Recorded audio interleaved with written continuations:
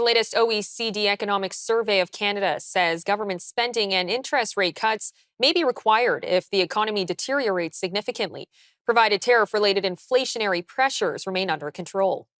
The report says the Canadian economy has been resilient, but per capita, GDP growth has been weak, particularly compared with the United States. It says structural policy reform should focus on improving productivity, housing affordability, and climate adaptation. The report projected GDP growth for Canada falling from 1.5% in 2024 to 1% in 2025 and 1.1% in 2026. Unifor says almost 98% of the Via Rail workers it represents have given it a strike mandate. This doesn't mean workers will walk off the job right away. The union is currently engaged in a federal mediation process. Union leaders say the company is demanding significant concessions and has failed to meet their monetary demands. If no deal is reached, up to 2,500 workers could go on strike as early as June 22nd. Yesterday, Prime Minister Mark Carney delivered his first address in the House of Commons since taking office. In a speech that struck a tone of gratitude and humility, he thanked his constituents in Nepean and Canadians across the country for their support in the recent election. In a rare moment of humility in politics, the Prime Minister admitted he still has much to learn. Rise in this House for the first time. I hope you will permit me to thank my constituents in Nepean for the great honour of being a member of this committee.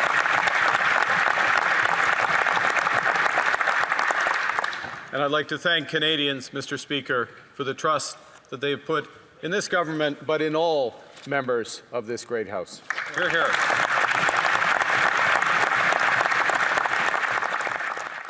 Now, Mr. Speaker, I have much to learn from the members of this great House. I will make mistakes. I have no doubt that you will call them out for good reason. Because this House has rules, it has traditions, and it's on those traditions that our Athenian democracy is founded. Very good.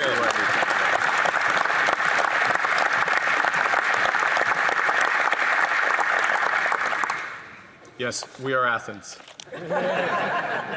They are Rome. On va triompher. We will prevail. We are in the golden age of Athens. Thank you, Mr. Speaker. You have my support.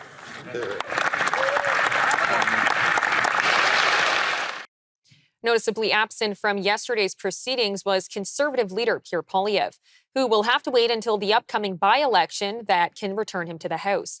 In his place, former party leader Andrew Scheer has taken up the position of the leader of the opposition. And he didn't waste much time poking fun at the Liberals for supporting policies that just months ago they opposed. And I dare say we may find some Liberal MPs voting for things that they were very recently voting against.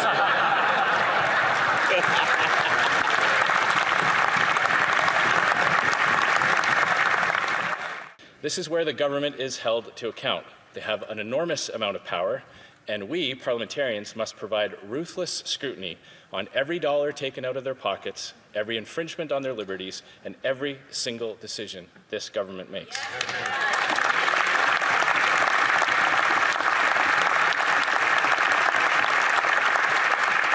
Of course, every parliament has its own unique challenges and messy moments, but as Winston Churchill said, democracy is the worst form of government, except for all the others that have been tried. We're now going to bring in Liberal strategist Andrew Perez for the latest on Parliament Hill. Andrew, thanks for joining us today. Great to be here on this historic day. Now, I want to start with the Speaker of the House. What is your impression of the House choosing Francis Scarpaleggia as the next Speaker? I don't think it was expected, but Francis Scarpaleggia is a 21-year MP, certainly a veteran of the House of Commons, understands procedure, understands the proceedings of the chamber and politics. And so I think it was a good move on behalf of parliamentarians. And just to note, with Mr. Scarpaleggia in the speaker's seat, the Liberals are down one more vote. So they now effectively have 168 seats in this minority parliament. And is there a risk that the Liberals have given up a seat to fill it with the speaker? I don't think so. One mere seat from 169 to 168 isn't going to change the political dynamics of what is a very strong minority parliament.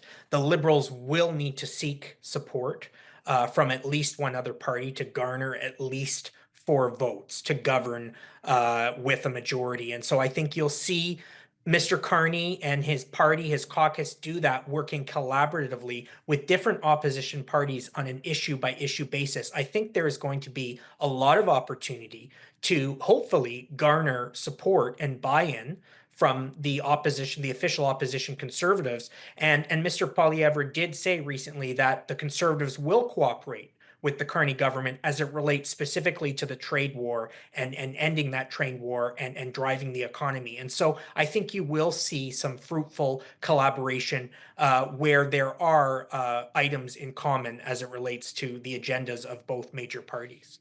And another big headline is the NDP losing official party status and Minister McKinnon confirming that they won't have it. Should the law be changed to allow for the NDP to have official status? No, I don't think the rules should change. I don't think rules should change every election cycle to make exceptions. The NDP ended up with 7 seats. 12 seats are required to be recognized as an official party in the House of Commons. And with that official recognition comes a great deal of funding for research, for communications, for policy, for hiring staff. The NDP, because it doesn't have party status, essentially are 7 independent MPs.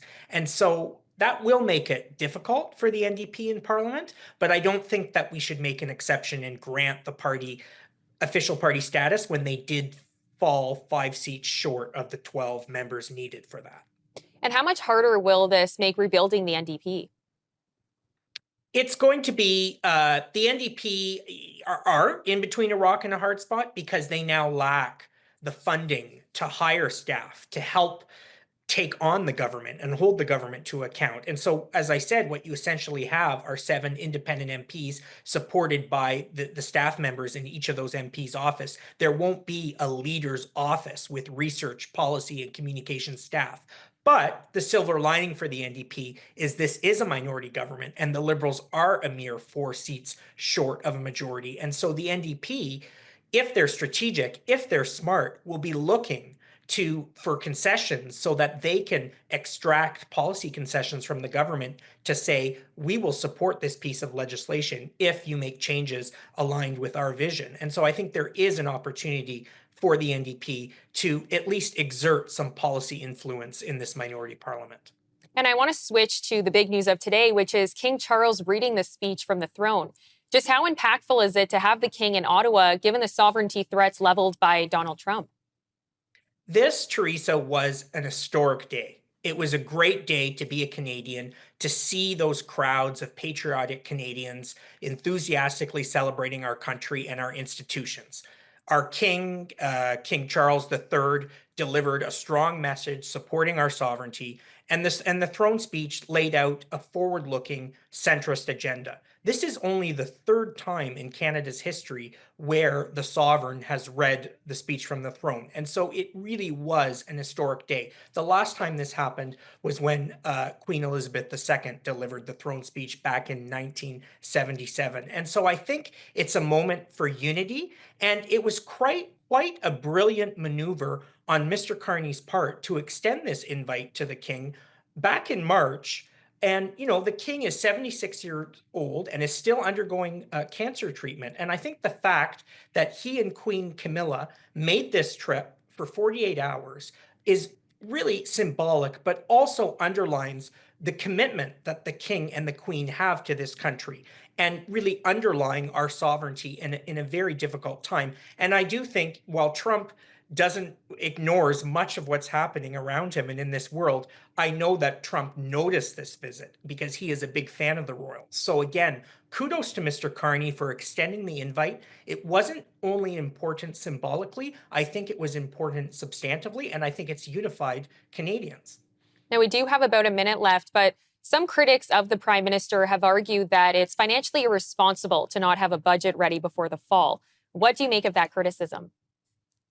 Look, Parliament came back yesterday on May 26 and will be rising by the third week of June. To rush a federal budget in a 3-week sitting of Parliament would not be prudent.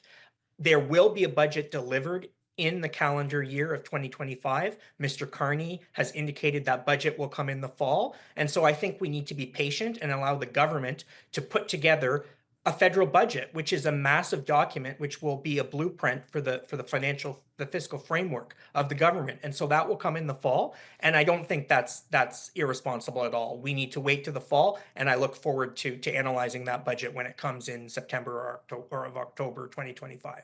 Andrew, thank you so much for the time today. Thanks for your time. Take care. We'll have more of today's top national and international headlines right after the break.